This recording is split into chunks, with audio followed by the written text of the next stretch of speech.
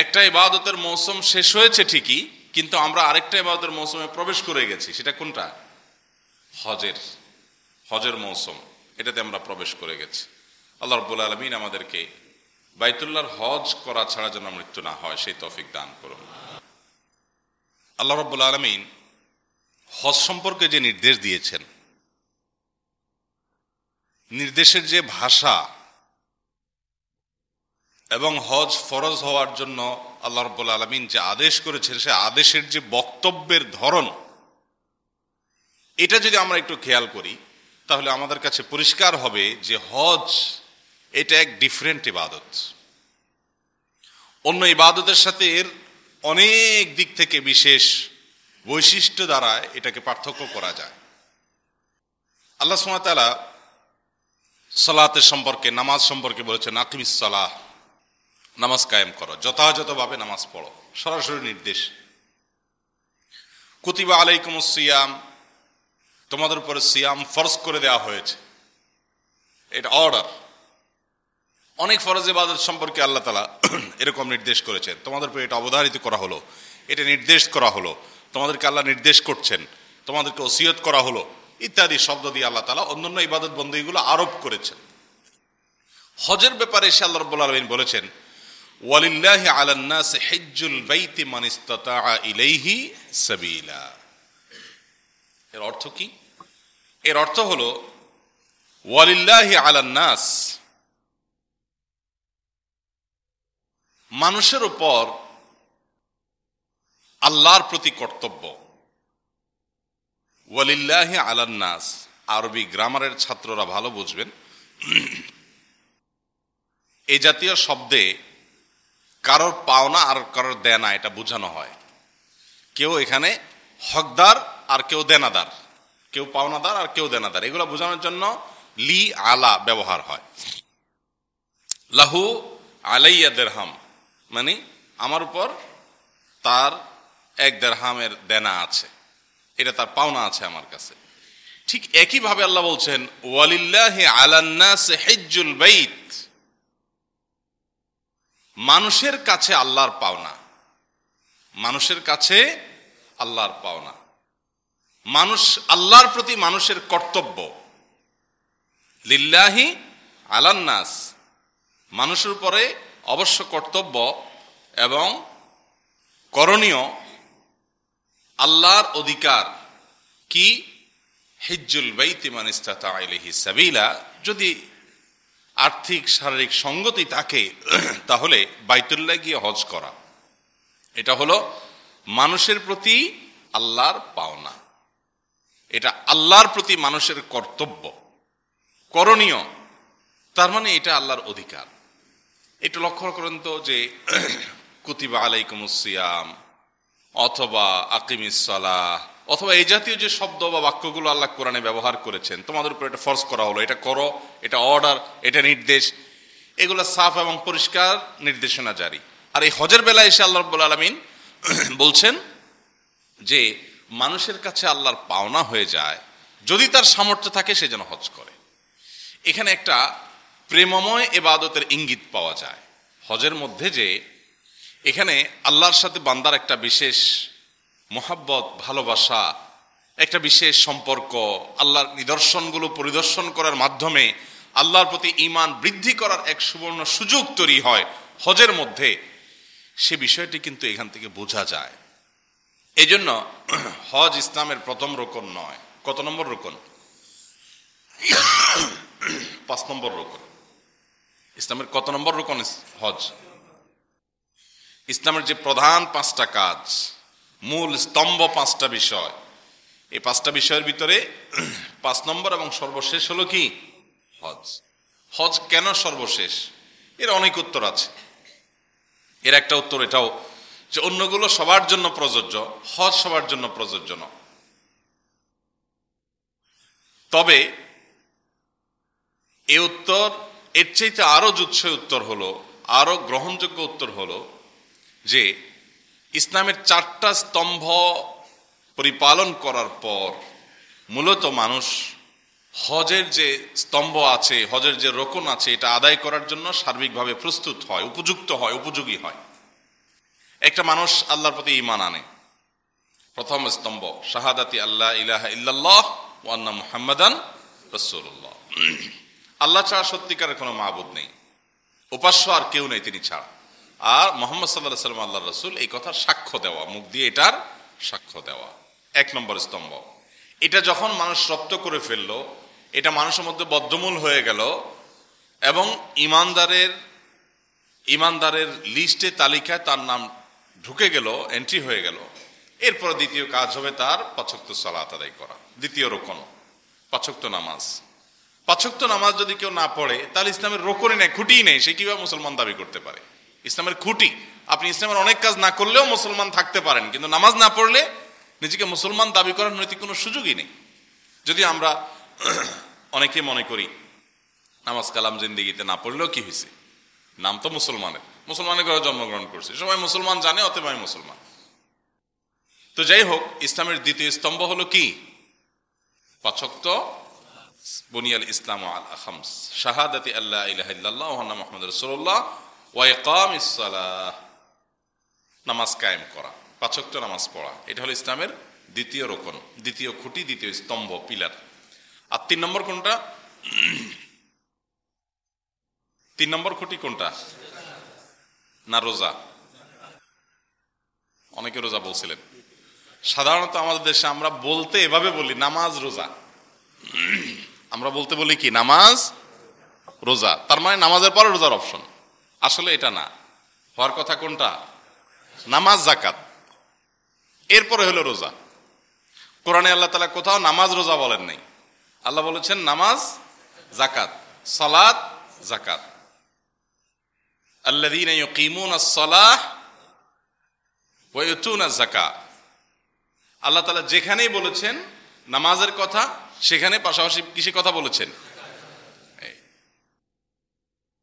তাহলে সালাত কায়েম করে এবং যাকাত আদায় করে, পাশাপাশি আল্লাহ তাআলা উল্লেখ করেছেন।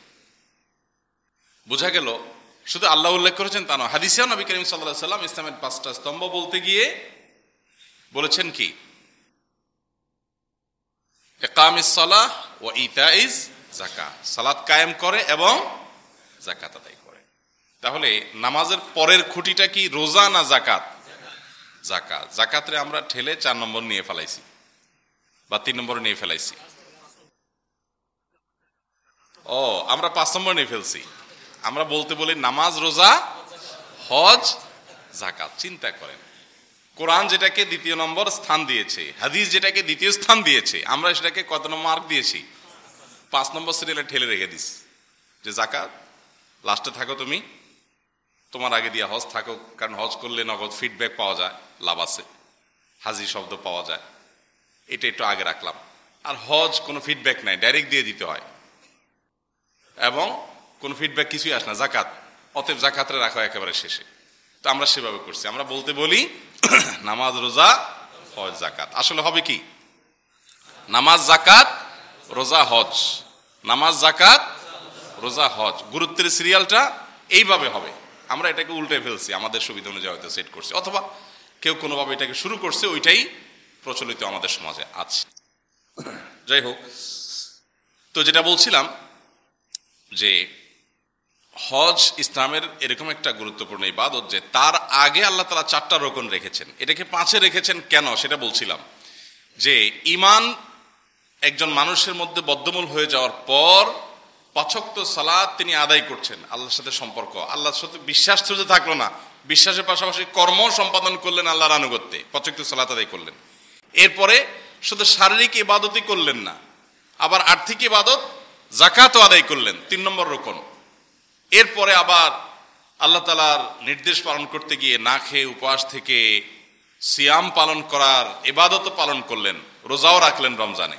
তাহলে 4টা রোকন করে ফেললেন, ঈমানও আনলেন, সালাতও আদায় করলেন, যাকাতও দিলেন, রোজাও রাখলেন।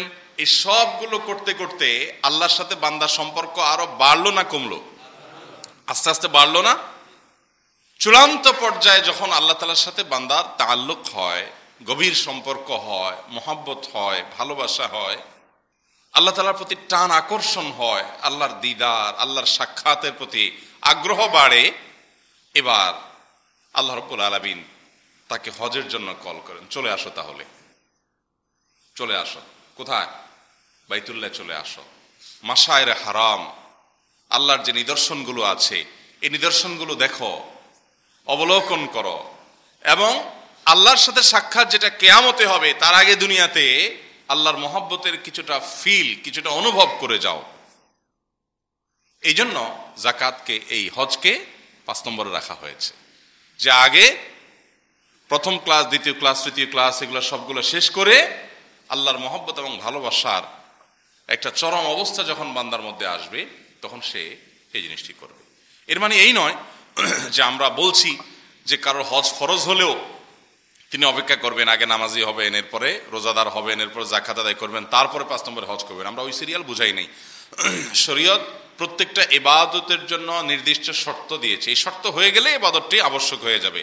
যেমন ঈমান তো সর্বাবস্থা সবার জন্য আবশ্যক, 5 ওয়াক্ত সালাত সর্বাবস্থা সবার জন্য আবশ্যক, এবং যাকাতটা যদি সঙ্গতি থাকে, যাকাত আরোপ হওয়ার মতো সম্পদ থাকে, তাহলে সেক্ষেত্রে যাকাত আসবে, আর না হলে নাই।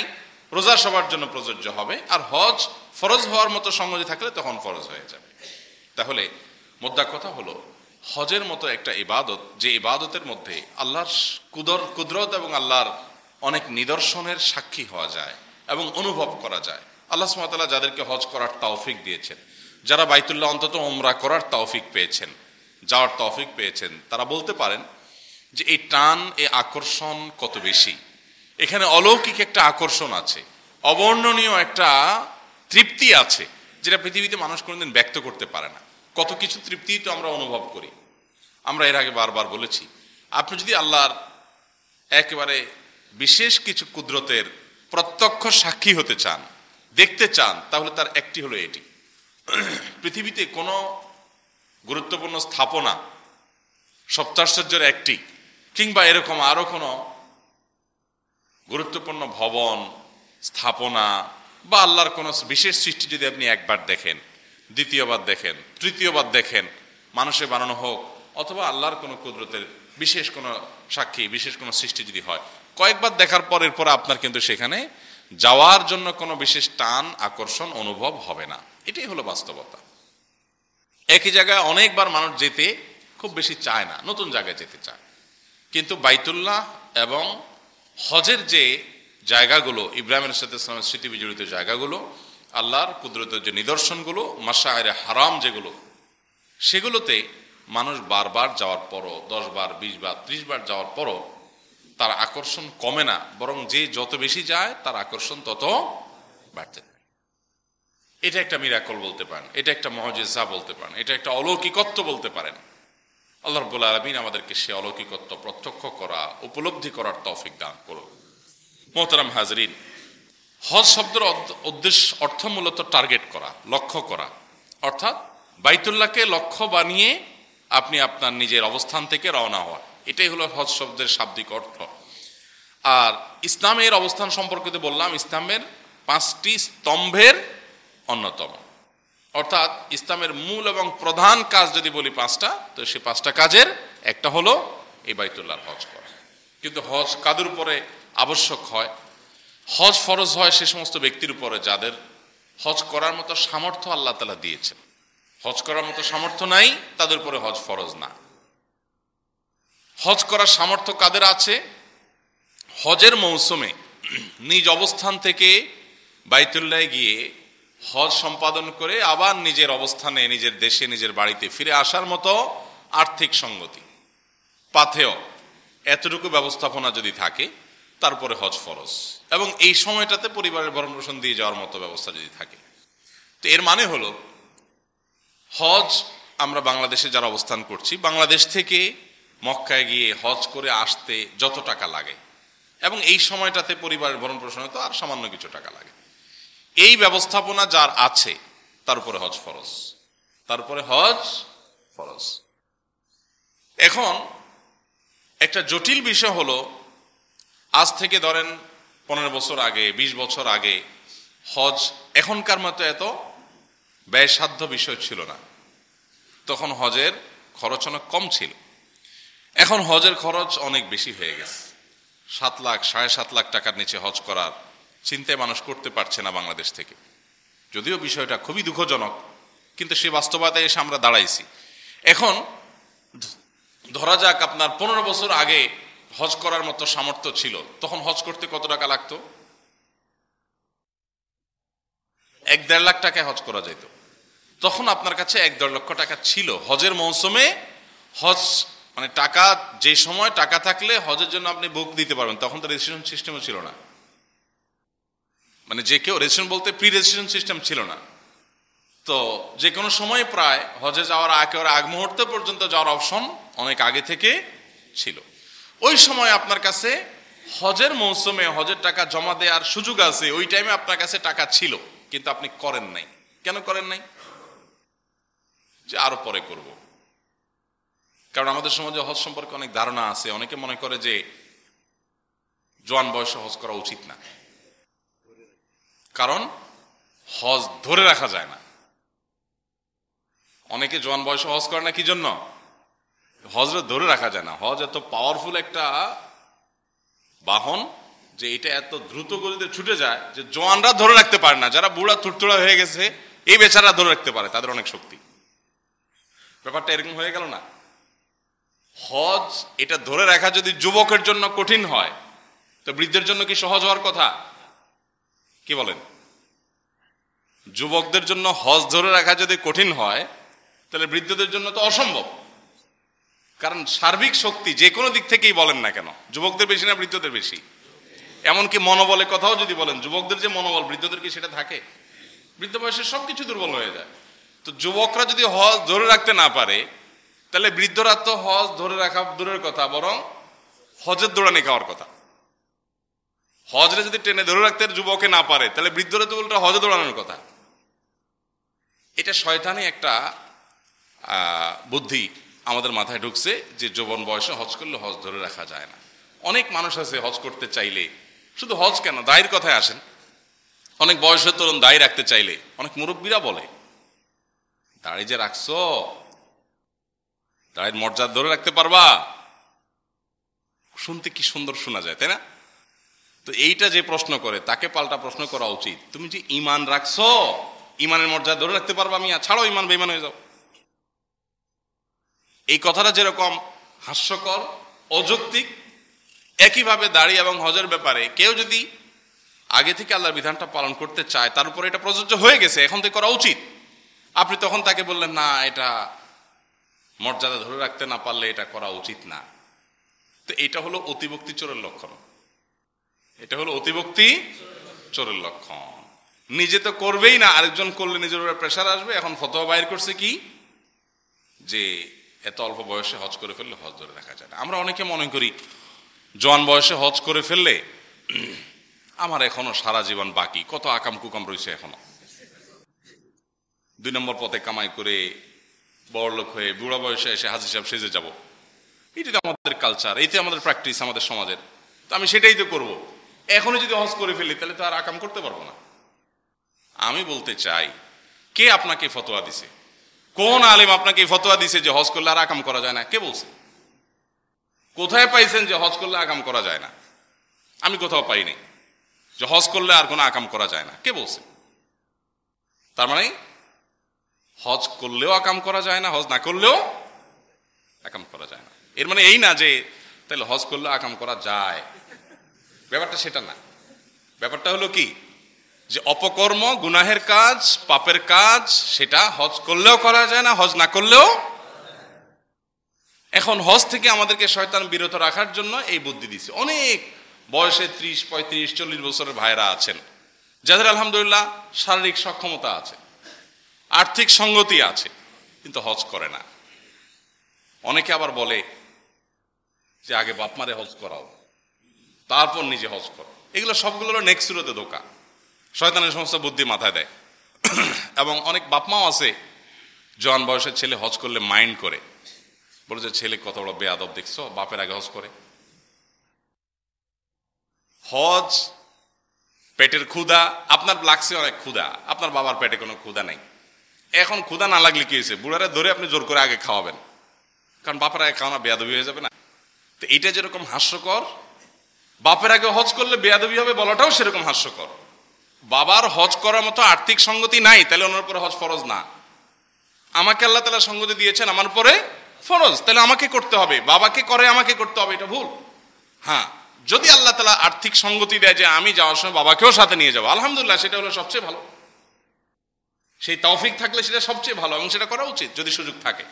কিন্তু না, আব্বা আপনি হজ করেন আগে, আম্মা আপনি হজ করেন আগে, আরে আপনাদের আগে হজ করেন। দেখতে কি সুন্দর শোনা যায়, দেখা যায়, তাই না? শুনতে কি সুন্দর শোনা যায় যে আপনাদের আগে হজ করাবো। আমি হজটা তো অর্থের সাথে, শারীরিক সক্ষমতার সাথে সম্পর্ক। অতএব এখানে রেসপেক্টের ব্যাপার নাই। অনেক কাজে আমরা এরকম রেসপেক্ট করি। নামাজের যখন কাতার হয়, খেয়াল করেন, অনেক সময় সামনের কাতার ফাঁকা আছে, তারপরে মুরব্বিরে ঠেলে। যুবকরা অনেক দেখবেন যে চাচা আপনি যান। রাসূল আকরাম সাল্লাল্লাহু আলাইহি ওয়াসাল্লাম বলেছেন, সামনের কাতারে নামাজ পড়ার কি মর্যাদা, এটার কারণে সওয়াবের পরিমাণ কি পরিমাণ হয়, বেশি হয়, এটা যদি মানুষ জানতো তাহলে সামনের কাতারের সিটগুলো লটারি করে বরাদ্দ করা লাগতো। কারণ এটা মারামারি হওয়ার মতো অবস্থা হয়ে যেত। মানুষ যদি বুঝতো যে এটার কি মর্ম, সামনের কাতারে দাঁড়ানোর কি মর্যাদা, এটা যদি জানতো, তাহলে এইভাবে মসজিদ কর্তৃপক্ষ বিষয়টাকে নিয়ন্ত্রণ করতে হতো যে লটারি করে দেওয়া হবে, কারণ সবাই হুমড়ি খেয়ে মারামারি করে যেত। আর আমাদের অবস্থা কি? সামনের কাতার ফাঁকা পড়েছে, তারপরে ভালো ভাই আপনি যান, ভাই আমার দরকার নাই ভাই। অনেক সময় মুরব্বীদের প্রতি রেসপেক্ট দেখে আমরা বলি মুরব্বী আপনি যান। আমি বলি, যদি 1000 টাকার একটা বান্ডেল রাখা হয় এখানে, 1 লক্ষ টাকা আছে ওখানে, একটা বান্ডেল রাখা হয় এখানে, এবং বলা হয় যে এসে নিতে পারে তার। এখন আপনার পাশে একজন মুরব্বী আছে, মুরব্বী দূরের কথা, আপনার বাপ আছে, আপনি কি করবেন? যে আব্বা আপনি যান, এটা বলবেন? ধুম করে গিয়ে খপ করে ধরে এনে এরপরে বাপের দরকারে 10-20টা দিয়ে দিলাম, আগে নিজে নিয়ে নিব বান্ডেলটা, ঠিক কিনা বলেন? তো দুনিয়াটা তো আমরা খুব ভালো বুঝি, মাশাআল্লাহ। দিনে বেলা আসলে আমরা একেবারে বাবু বাবু খেলি, বাবু বাবু সেজে যাই, তাই না? যে চাচা আপনি যান, থাক। আরে বাবা, জান্নাতে যাওয়ার দৌড়ে আপনি চাচারে আগায় দিচ্ছেন, বান্ডেলের দৌড়ে তো আগায় দেন না। তাহলে বোঝা গেল এগুলো সবগুলো শয়তান আমাদেরকে নেক কাজ থেকে দূরে রাখার জন্য এই সমস্ত আইডিয়াগুলো মাথায় দেয়। হজ ফরজ হয়ে গেছে, আমি হজ করব, কোনো কজ চলবে না। একসময় আমরা ছোটবেলায় শুনতাম যে ছেলে মেয়ে বিয়ের উপযুক্ত থাকলে হজ করা যায় না, তাদেরকে বিয়ে দেওয়া ছাড়া হজ করা যায় না। এগুলো কোনোটার সাথে আসলে হজের কোনো সম্পর্ক, তাদের আল্লাহ যখন নসিবে রাখবেন তখন বিয়ে হবে। আপনি এখন মরে গেলে কি হবে? তাদের বিয়ে হবে না? সবই হবে। মোহতারাম হাজিরিন, এই জন্য যাদের শক্তি সামর্থ্য আল্লাহ তাআলা দিয়েছেন আগে থেকে, তারা আগে থেকে হজ করবো তো ইনশাআল্লাহ, আগে থেকে হজ করার চেষ্টা করব। বাংলাদেশ, ভারত, পাকিস্তানের হাজিদেরকেই দেখা যায় সবচেয়ে বৃদ্ধ যারা হজ করতে যান, আল্লাহ নিয়েছেন যাদেরকে, তারা জানেন বৃদ্ধ হাজি মানেই হলো বাংলাদেশে অথবা ইন্ডিয়ান, বেশিরভাগই এই দুই দেশে। বৃদ্ধ হাজি মানেই হলো বাঙালি অথবা ইন্ডিয়ান। আর পৃথিবীর অন্যান্য দেশ থেকে আপনি দেখবেন বেশিরভাগ মানুষই জোয়ান বয়সে হজ করতে আসে। ইন্দোনেশিয়ানদেরকে দেখবেন, মালয়েশিয়ানদেরকে দেখবেন, জোয়ান বয়সে হজ করতে আসে। মালয়েশিয়া, ইন্দোনেশিয়ার কালচার তো এরকম যে বিয়ের উপযুক্ত হওয়া এটা অনেকটা হজের উপর নির্ভরশীল। ছেলে হজ না করলে বিয়ে দেয় না। আর আমার দেশে যদি বিয়ের পাত্র দেখতে গেলে বলে পাত্র হজ করছে, বলবে হায় হায় হাজি সাহেব হয়ে গেছে, তাহলে তো বুড়া, এই পাত্র তো ডিসকোয়ালিফাইড এমনিতেই, কারণ হজ করে ফেলছে। যদি বায়োডাটা আদান প্রদান বয়স লেখা না থাকে, যদি বলা হয় হাজি সাহেব, আমাদের সমাজে তো হজ করলে হাজি সাহেব বলা একটা ট্র্যাডিশন চালিয়ে আছে। এখন ধরুন বিয়ের কথাবার্তা চলতেছে, ছেলের বয়স টয়স নেই, এখন এত আলাপ সালাপ হয় নাই, যদি মনে করেন ঘটক ছেলেকে ডাক দেয় মেয়ে পক্ষের সামনে, হাজি সাহেব এদিকে আসেন, তখন পরিস্থিতিটা কি দাঁড়াবে বলেন? মেয়ের বাপ ভাই 14 গোষ্ঠী পালাবে না? হ্যারি সর্বনাশ, ঘটক করে বলে কি হাজি সাহেবরা ডাকতেছি, বুড়া দেখে মেয়ে দিব নাকি? তার মানে জওয়ান বয়সে হজ করতে পারে, এটা আমাদের সমাজে কনসেপ্টটাই নেই। হাজি সাহেব বললেই আমাদের স্মৃতিতে ভেসে ওঠে একটা বুড়ো বুড়ো মানুষ, একজন বয়স্ক মানুষ। বুড়ো শব্দটা শুনতে অসন্তোষ শোনা যাচ্ছে। একজন বৃদ্ধ মানুষ, বয়স্ক মানুষ, দাড়ি পাকা। হাজি শব্দ শুনলে আমাদের স্মৃতিতে এটা ভেসে, যুবক হাজি এটা আমাদের স্মৃতিতে ভেসে ওঠে না। মানে সমস্যাটা কত গভীরে গেছে দেখেন। এবং এই বৃদ্ধ বয়সে হজ, এটাকে আসলে করা সম্ভব খুব বেশি? অনেক কষ্টসাধ্য। হজকে নবী করিম সাল্লাল্লাহু আলাইহি সাল্লাম জিহাদের সাথে তুলনা করেছেন, মানে এটা যুদ্ধের মতো বিরাট বড় সংগ্রাম। আমাদের মতো জওয়ানরা হজ করতে গিয়ে কাত হয়ে যেতে হয়, জিহ্বা বের হওয়ার উপক্রম। আরাফাত থেকে আপনার 9 তারিখে অবস্থান করে হেঁটে এসে মুজদালেফা প্রায় বাসে আসলেও বাসে অল্প একটু এসে এরপরে বাকিটা হাঁটাই লাগে। এরপর ওখান থেকে আর হাঁটা ছাড়া তেমন কোনো উপায় নাই, হাঁটতে হাঁটতে জামারাত, ওখান থেকেও মক্কা পর্যন্ত প্রায় হাঁটতে হাঁটতে আসো। 15 কিলোমিটার, 20 কিলোমিটার, 25 কিলোমিটার পর প্রায় হাঁটা লাগে, উপায় নেই। তো এখন একজন বৃদ্ধ মানুষের জন্য বিষয়গুলো খুব সহজ, মোটেই সহজ না। আমি অনেক বছর আগের কথা, সৌদি আরবে যখন ছিলাম আমি, হজের সময় মনে আছে মুজদালেফা থেকে রাত্রি যাপন করে একদম আর্লি মর্নিং বের হয়েছি জামারাতে পাথর মারতে, পা হেঁটে যাচ্ছে। তো একটা একদম পাহাড়ের কোল ঘেঁষে রাস্তার পাশে দেখলাম একজন বৃদ্ধ মানুষ শুয়ে আছে, এহরামের কাপড় টাপড় পেঁচানো। এত আর্লি মর্নিং একজন বৃদ্ধ মানুষ, আমি যুবক, সবার আগে আমরা আসার চেষ্টা করছি। এই বৃদ্ধ মানুষ তো, মুরব্বী তো আমার আগে আসার কথা না, কিন্তু আইসা দেখি ঘুম রীতিমতো। কেমনে কি? মুজদালিফা রাত্রি যাপন করা তো জরুরি, আবশ্যক, সেটা না করলে তো তার হজ নিয়ে টানাটানি দেখা দিবে, হজই হবে না। তাহলে এই লোকটা এখানে শুয়ে আছে এইভাবে আরামসে, ঘুমের হাবভাব দেখে মনে হচ্ছে যে লম্বা ঘুম, সারা রাত এখানেই ছিল। তাহলে মুজদালিফা রাত্রি যাপন কখন করলো? আবার দেখি বাংলাদেশে পতাকা টতাকা আছে, তো বুঝলাম যে আমার দেশি। আর বৃদ্ধ হলে তো বাংলাদেশে অটোমেটিক, ওটা তো আছেই। পাশাপাশি আবার পতাকা আমার দেশের আছে। তো ডেকে বললাম, বাবাজি আপনি এখানে কত সময় ধরে আছেন? হাবভাবে তো মনে হয় লম্বা ঘুম দিয়েছেন, আপনি মুজদালিফা যান নাই, আরাফাত যান নাই কালকে? না বাবা, আমি তো এখানে আছি। তাই আমি বললাম, এখানে আছেন মানে? হয়তো আরাফাত গেছে, বুঝে নাই, অথবা যায় নাই। তাই বললাম, আরাফাত না গেলে তো হজই হবে না বাবা, আরাফাত অবস্থানটাই তো হজ, আপনি এখানে শুয়ে থাকলে কি হজ হবে? আরাফাত তো চলে গেছে, শেষ, টাইম তো শেষ, আপনার তো হজই হবে না। আমাকে তখন বৃদ্ধ ধমক দিয়ে বললেন, মিয়া এত টাকা খরচ করে আসছি, হজ হবে না, তুমি বললেই হইলো? উনি আমাকে উল্টা আরো ধমক ঝাড়ি টাড়ি দিয়ে দিলেন, দিয়ে বললেন, তুমি বললেই হইলো এত টাকা খরচ করেছে, হজ হবে না। উনি নিজের মতো বকাবকি শুরু করলেন। আমি চিন্তা করলাম আর এখানে সময় নষ্ট করে লাভ নাই, চলে গেলাম সামনের দিকে। এ হলো আমাদের বৃদ্ধ যারা হজ করতে চান তাদের অবস্থা। নিজের হজ তো 12টা বাজে, বাকিদের হজের 12টা বাজানো অনেকে। ওই যে বেচারার সাথে হজে যায় তার তো অবস্থা খারাপ, কারণ উনি দিনের ভিতরে 3 বার হারান। বাবা সব চারদিকে একরকম, কোথায় আছে এখন যাই না, হোটেল কোথায় খুঁজে পাচ্ছি না, এরকম পেরেশানি হয়। এই জন্য বৃদ্ধ বয়স নয়, হজের জন্য উপযুক্ত বয়স হলো যৌবন বয়স, মধ্য বয়স, শরীরের শক্তি সামর্থ্য থাকতে। আল্লাহ তাআলা আমাদেরকে হজ করার তৌফিক দান করে সমন্বয়। ভাইরা আমার, তো আমরা বলছিলাম কার উপর হজ ফরজ, সেখান থেকে এখানে আসছে যে যাদের হজ করার মতো আর্থিক সঙ্গতি আছে, শারীরিক সামর্থ্য আছে, তাদের উপর হজ ফরজ। এখন বলছিলাম যে আজ থেকে 15 বছর আগে, 10 বছর আগে, 20 বছর আগে যখন হজ অনেক অল্প টাকায় করা যেত, আপনি তখন হজ করতে পারতেন, কিন্তু হজ করেন নাই। কেন করেন নাই? যে আস্তে ধীরে পরে করবো, রিল্যাক্স মোডে।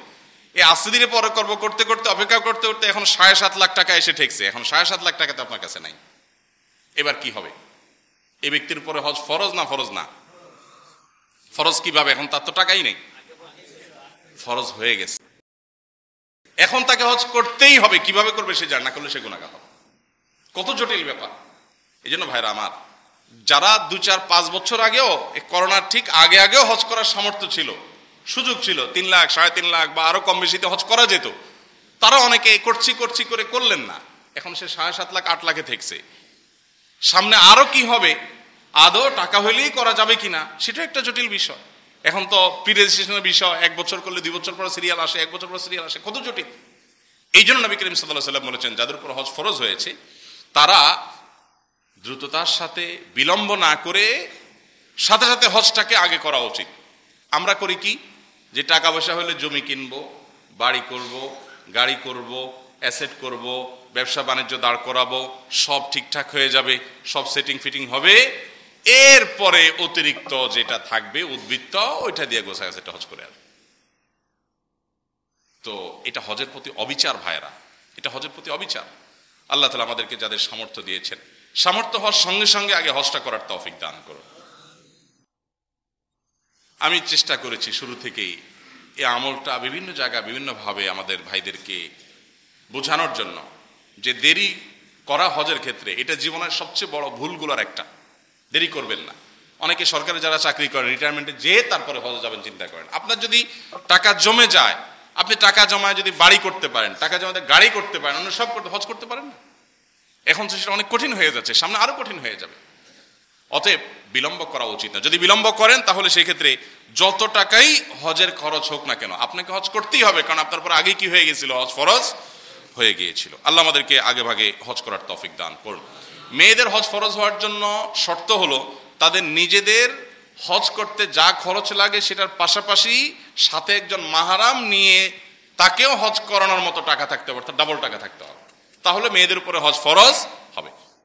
এখন যদি কারোর ডাবল টাকা না থাকে কিন্তু তার বাবা যাচ্ছেন, ভাই যাচ্ছেন, কোনো মাহরাম যাচ্ছেন, তার সাথে তিনি অ্যাড হয়ে গেলেন, ওকে, তার হজ আদায় হয়ে যাবে, কিন্তু শরীয়ত তার উপর হজ ফরজ করে নাই।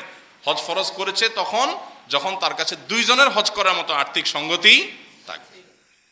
এখন দেখেন,